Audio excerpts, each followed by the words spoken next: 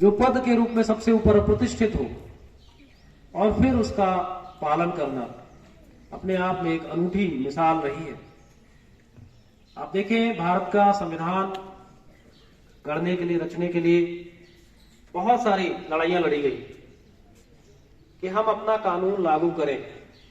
अपना कानून मतलब अपने द्वारा बनाया गया जो भारतीयों को पसंद हो, क्योंकि भारत के जो जनप्रतिनिधि हैं, जैसे आप मेस कमेटी मीटिंग में बैठते हैं तो बताते हैं कि नाश्ते में ये बनेगा, लंच में ये बनेगा, काफी चीजें डिसाइड करते हैं, फेरबदल करते हैं अकॉर्डिंग टू बजट।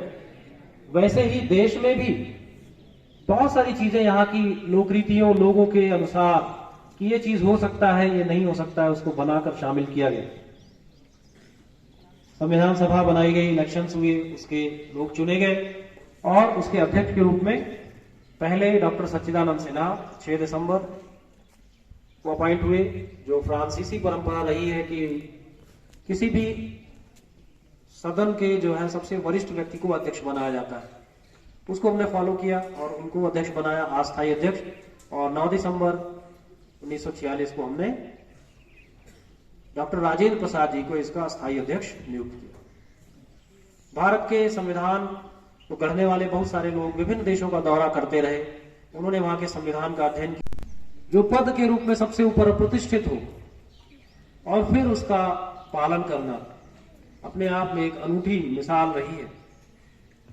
आप देखें, भारत का संविधान गढ़ने के लिए, रचने के लिए बहुत सारी लड़ाइयां लड़ी गई कि हम अपना कानून लागू करें।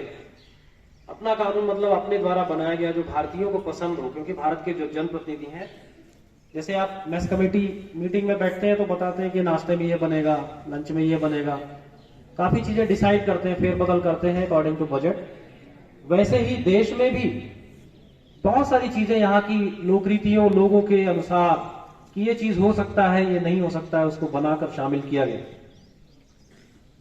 संविधान सभा बनाई गई, इलेक्शंस हुए, उसके लोग चुने गए और उसके अध्यक्ष के रूप में पहले डॉक्टर सच्चिदानंद सिन्हा 6 दिसंबर को अपॉइंट हुए, जो फ्रांसीसी परंपरा रही है कि किसी भी सदन के जो है सबसे वरिष्ठ व्यक्ति को अध्यक्ष बनाया जाता है। उसको हमने फॉलो किया और उनको अध्यक्ष बनाया, अस्थायी अध्यक्ष, और 9 दिसंबर 1946 को हमने डॉक्टर राजेंद्र प्रसाद जी को इसका अस्थायी अध्यक्ष नियुक्त किया। भारत के संविधान को गढ़ने वाले बहुत सारे लोग विभिन्न देशों का दौरा करते रहे। उन्होंने वहां के संविधान का अध्ययन किया, जो पद के रूप में सबसे ऊपर प्रतिष्ठित हो और फिर उसका पालन करना अपने आप में एक अनूठी मिसाल रही है। आप देखें, भारत का संविधान गढ़ने के लिए, रचने के लिए बहुत सारी लड़ाइयां लड़ी गई कि हम अपना कानून लागू करें। अपना कानून मतलब अपने द्वारा बनाया गया जो भारतीयों को पसंद हो, क्योंकि भारत के जो जनप्रतिनिधि हैं, जैसे आप मेस कमेटी मीटिंग में बैठते हैं तो बताते हैं कि नाश्ते में ये बनेगा, लंच में ये बनेगा, काफी चीजें डिसाइड करते हैं, फेरबदल करते हैं अकॉर्डिंग टू बजट। वैसे ही देश में भी बहुत सारी चीजें यहाँ की लोक रीतियों, लोगों के अनुसार कि ये चीज हो सकता है, ये नहीं हो सकता है, उसको बनाकर शामिल किया गया।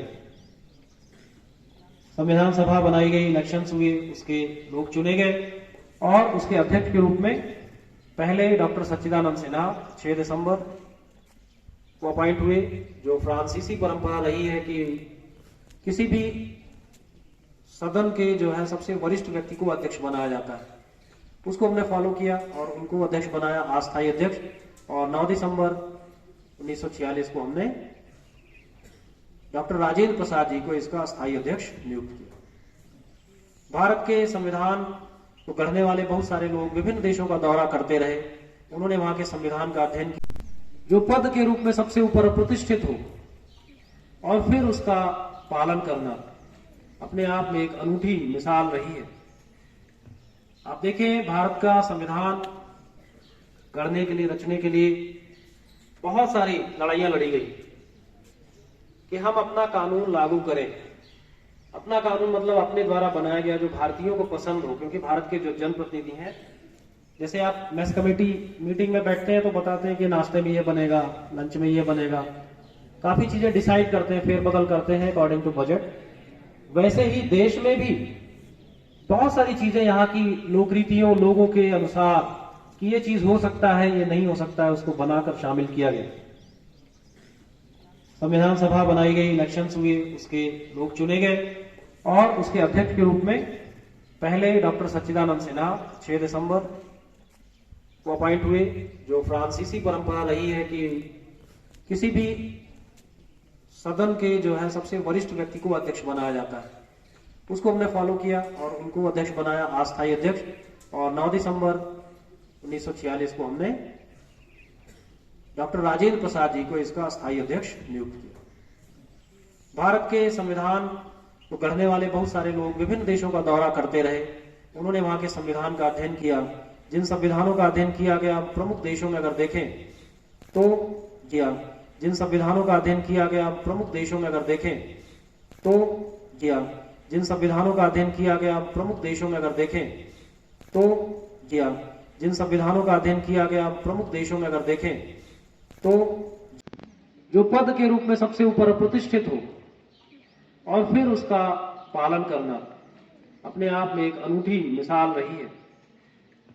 आप देखें, भारत का संविधान गढ़ने के लिए, रचने के लिए बहुत सारी लड़ाइयां लड़ी गई कि हम अपना कानून लागू करें। अपना कानून मतलब अपने द्वारा बनाया गया, जो भारतीयों को पसंद हो, क्योंकि भारत के जो जनप्रतिनिधि हैं, जैसे आप मैस कमेटी मीटिंग में बैठते हैं तो बताते हैं कि नाश्ते में ये बनेगा, लंच में ये बनेगा, काफी चीजें डिसाइड करते हैं, फेरबदल करते हैं अकॉर्डिंग टू बजट। वैसे ही देश में भी बहुत सारी चीजें यहाँ की लोक रीतियों, लोगों के अनुसार कि ये चीज हो सकता है, ये नहीं हो सकता है, उसको बनाकर शामिल किया गया। संविधान सभा बनाई गई, इलेक्शंस हुए, उसके लोग चुने गए और उसके अध्यक्ष के रूप में पहले डॉक्टर सच्चिदानंद सिन्हा 6 दिसंबर को अपॉइंट हुए, जो फ्रांसीसी परंपरा रही है कि किसी भी सदन के जो है सबसे वरिष्ठ व्यक्ति को अध्यक्ष बनाया जाता है, उसको हमने फॉलो किया और उनको अध्यक्ष बनाया, अस्थायी अध्यक्ष। और 9 दिसंबर 1946 को हमने डॉक्टर राजेंद्र प्रसाद जी को इसका अस्थायी अध्यक्ष नियुक्त किया। भारत के संविधान को गढ़ने वाले बहुत सारे लोग विभिन्न देशों का दौरा करते रहे, उन्होंने वहां के संविधान का अध्ययन किया। जिन संविधानों का अध्ययन किया गया प्रमुख देशों में अगर देखें तो जापान, रशिया, आयरलैंड, ब्रिटेन, संयुक्त राज्य अमेरिका, कनाडा, ऐसे बहुत अच्छे अच्छे देश, जर्मनी जैसे देश शामिल रहे, जिनमें विकसित भी थे, विकासशील भी थे, और उनको पढ़कर उनकी परिस्थितियों को अपने यहाँ से मेल खाते हुए शामिल करने का व्यवस्था की गई। उन पे चर्चाएं हुई और चर्चा होने के उपरांत फाइनली 26 नवंबर 1949 के दिन संविधान को फाइनली साइन किया गया। आप जानते हैं भारत का संविधान किसने लिखा है? बहुत लोगों को ये भ्रांति है, बहुत लोगों को। डॉक्टर भीमराव अंबेडकर ने संविधान का एक लाइन भी नहीं लिखा है। डॉक्टर बाबा साहब भीमराव अंबेडकर जी ने संविधान की एक लाइन भी नहीं लिखी है। संविधान को लिखा है प्रेम बिहारी नारायण रायजादा ने। किसने लिखा है? इटालियन राइटिंग की महारत हासिल किए हुए बिहार के हमारे लाल थे, जिनकी हैंडराइटिंग बहुत ही उत्कृष्ट थी, बहुत अच्छी हैंडराइटिंग थी, और उनके हाथ से लिखी हुई है किताब संविधान की। किसने लिखा है? प्रेम बिहारी। 20 नवंबर 2022 को विद्यालय में मेरे द्वारा दिए गए भाषण में को तोड़ मरोड़ कर पेश किया जा रहा है। बाबा साहब भीमराव अंबेडकर ही संविधान के निर्माता थे और उनका इसके निर्माण में अक्षरशः अतुलनीय योगदान है, और मैं इसके लिए क्षमा प्रार्थी हूँ, जिससे कि अगर किसी को इससे ठेस पहुँची है तो मैं बिना शर्त इसके लिए माफ़ी मांगता हूँ। जय भीम।